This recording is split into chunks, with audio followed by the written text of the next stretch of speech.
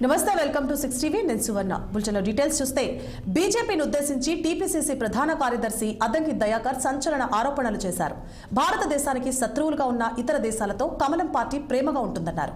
జమిలీ ఎన్నికలతో ప్రయోగాలు, రాజకీయ ప్రేరేపిత కుట్రలు చేస్తుందని ఆయన విమర్శించారు. దేశంలో రాజకీయంగా కసిగా శత్రుత్వం పెంచుకోవడం ఆనవాయితీగా మార్చుకుందని మండిపడ్డారు. బీజేపీ హైకమాండ్ వ్యవహరించే శైలితో చంద్రబాబు, నితీష్ కుమార్తో ప్రమాదం రావచ్చని దయాకర్ జోస్యం చెప్పారు. కేంద్ర మంత్రి కిషన్ రెడ్డి, ఎంపీ ఈటెల రాజేందర్ రాజకీయ అస్తిత్వం కోసం మాట్లాడుతున్నారన్న అద్దంకి దయాకర్ బీజేపీ 2029లో దేశంలో పూర్తి స్థాయి అధికారంలోకి రావడం కోసం నార్త్ సౌత్ లో రాజకీయ కుట్రలు చేస్తున్నారని మండిపడ్డారు. భారతదేశ రాజ్యాంగ పరిరక్షణ కాంగ్రెస్ పార్టీ ప్రాథమిక బాధ్యతగా ఈ రోజుల్లో ఉంది.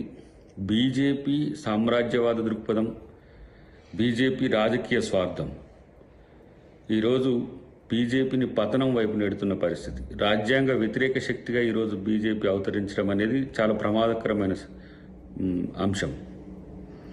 ఇప్పుడు రీసెంట్గా మనం ఆంధ్రప్రదేశ్లో చూస్తున్నాం కదా, చంద్రబాబు గారితో కలిసి అధికారంలోకి వచ్చిన తర్వాత కూటమిలో లుకలుకలు, అటు పవన్ కళ్యాణ్ సీఎం కావాలని, ఇటువైపు లోకేష్ డిప్యూటీ సీఎం కావాలని చెప్పి ఎలాంటి గిల్లి గజ్జాలకు వస్తున్నారో చూస్తున్నారు. ఇది కూటమిలో లుకలుకలకు ఒక ఉదాహరణ.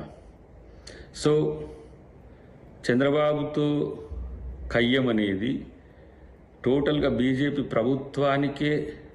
ప్రభుత్వం యొక్క ఉనికికే ప్రమాదం అని తెలిసిన తర్వాత తగ్గుతున్న పరిస్థితి ఉన్నప్పటికీ కూడా పవన్ కళ్యాణ్తో తను ముందుకు వెళ్ళి ఏ విధంగా టీడీపీని పక్కన నెట్టాలనే వ్యూహం నిరంతరం ఆలోచిస్తూనే ఉంటుంది.